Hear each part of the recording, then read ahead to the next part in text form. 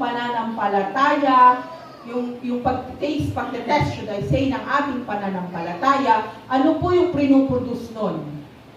Patience. Amen? So what you call pressure, God may call preparation.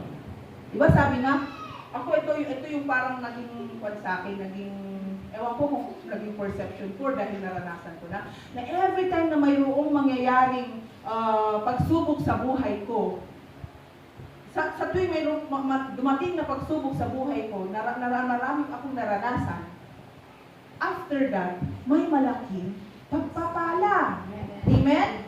Yun pala, tinitest ng Lord yung patience natin, yung faith natin, para pag dumating yung pagpapala, hindi po tayo ma-overwhelm, na makalimot sa Kanya dahil sa pagpapalang dumating. Amen? Kaya pala nangyayari yun. Kaya mga kapatid, kung nararanasan nyo ang mga pagsubok ngayon, huwag kayong magpapanghinaan ng loob. Kasi yung mga nangyayaring iyon, at the end of it, there is a blessing. Hindi